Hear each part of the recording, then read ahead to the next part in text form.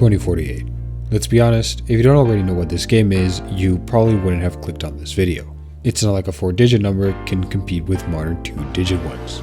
But what you might not have realized is that it isn't really a game you win. It's a game you delay losing just enough to get 2048. Blocks spawn after every move, and you need to merge them to prevent the whole screen from being covered. But what if you were so lucky that every block were to spawn in a way that no matter how bad you were at the game, it just worked out? That's what I wanted to do. Not by changing how the game works, just by making code that places blocks in a way that is technically possible, just unlikely. You've probably seen this before for other games, so I'll just get a move on. The first thing to do is to recreate the entire game, which honestly isn't saying much. It has like 2 game mechanics, so none of it was really noteworthy. I just made sure to optimize it as much as possible since we're going to be running thousands of games. Not to train an AI, I don't think watching 2048 of all games at 1,000 times speed and then, oh look, it works, is fun for me to make or you to watch. The actual reason is to simulate playing bad on purpose. I don't want to make a program that's good at being bad, so instead I'm just going to have it play randomly and try to get it to win as much as possible. You can probably also tell I try to make it look a bit better than what it normally looks like. I just don't think the best rendering programs are Blender, Unreal Engine, and Word document. I mean, the skins would be free, but instead I went for more of a Matrix style. Except, 2048. Either way, we're getting sidetracked, so let's actually make it manipulate luck. The first and easiest change is that normally, after every move, a 2 tile spawns. But there's a small chance it'll be a 4 instead of a 2. So now every new tile is a 4. It effectively turns the game into 1024, but that just sounds weird. The next change is having the program look at the score. Yeah, apparently the game has a third mechanic, but I don't think my retention can tank me explaining how the 2048 score works. The only thing you need to know is that the game has a score, and it's a very good indicator of how you're doing. So what we have the code do is simulate spawning a tile at every available spot, then test moving in all 4 directions and commit to spawning the tile wherever it gets the highest high score. That sounded complicated, but all it means is try everything and do whatever works best. I also know it feels like taking the average of the scores would be better, or if we're trying to stop people that are losing on purpose, we should instead choose the path that has the highest low score, but after testing each version on 1,000 games, I found out using the highest high score works the best. I'll explain what these graphs mean in more detail later. Just know that the more to the right an algorithm scores, the better. Also, if you think about it, these results make sense. You can't lose points in 2048, and most of the time you don't gain any, so most choices will have the same lowest score. If this happens, the code is just left guessing, which is obviously bad. Taking the average is also worse for the same reasons. At this point, some of you might be thinking, well, if looking ahead works so well, why not look further ahead? In principle, this isn't very hard. We just tell it to spawn a location, move, spawn again, and move again as many times as we want. Then we send the results back up the chain and see what had the highest high score. But something strange happens when we actually try to test this. Looking 3 moves ahead makes no difference. Maybe it's just not far enough, but I promise I was social distancing like it was 2020 when I ran that test.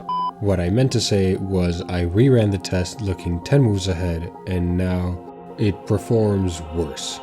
Even though it accurately looks into the future on average 870,000 times each game, the information, like my upload schedule, is worse than useless.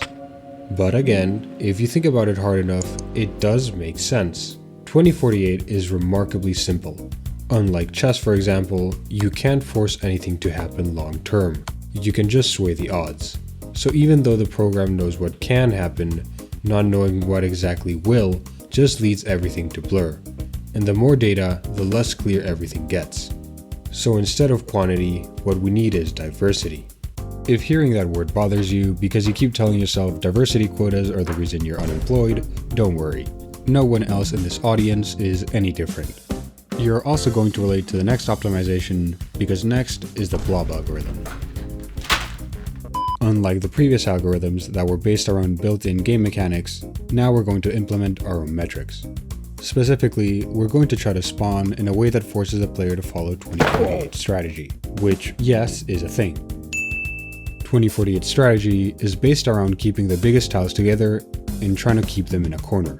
This limits their movement, preventing them from locking out smaller tiles, and it makes it easier to merge them when possible. The problem is, how do you measure blobbiness? Not for you, that's just your BMI. But how do we do that for numbers?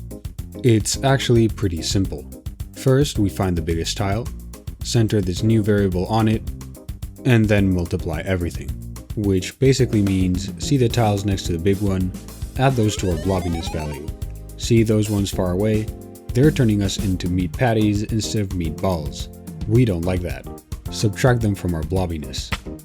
Finally, we use the blobbiness value the same way we were using the score before, and looking at the results, we can clearly tell this is a significant improvement from randomly placing tiles. The next natural step is to combine both algorithms.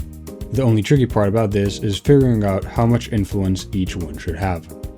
50-50 is an improvement, but I found the best mix is leaving the score algorithm as it is, and to just turn off the blob algorithm.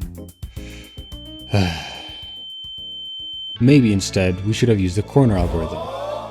Oh, who am I kidding? I didn't clickbait you, I did find a way to make it incredibly hard to lose, but also doing that is practically impossible. Why? Well, remember when I said I would explain these graphs more later? Well, now is later. These graphs show how often we end up with each kind of tile. Basically, in this trial, out of the 1000 games, about 500 ended up with the biggest tile being a 128. Even the current best algorithm, the high score algorithm, only managed to get 13 games to have a single 1024, and no game out of the thousands I ran ever got a single 2048. Oh, but 2048 is right there, just one step away. Unfortunately, this is what's known as a bell curve. And if we do some math, we can turn this into this into this. Which lets us predict the likelihood of winning if we play and spawn randomly is about 1 in 52 million. Now, that isn't a 0% chance, but if I could force those odds, I'd be winning the lottery, not making YouTube videos. Also, the spawning mechanic is way too simple to sway those odds no matter how perfect our algorithm is. Watch out, watch out, watch out, watch out! Before I continue, just give me 20 seconds to explain why. Why even post this video? The solution I ended up relying on isn't very satisfying or interesting, and the video is worse than I'd like it to be because of it. But I'm tired. Tired of spending time on projects I just can't get to work, tired of completing projects and then finding no way of making an interesting video out of them, tired of not uploading. So if it means breaking that cycle, it is what it is. So how am I gonna defy the odds and uphold the promise of not clickbaiting you? Let's play a game against my algorithm and I'll show you.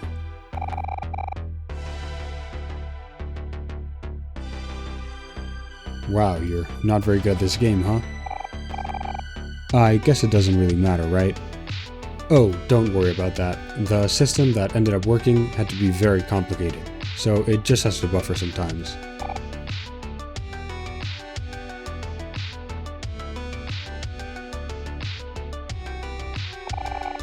The closer you get to losing, the slower it gets?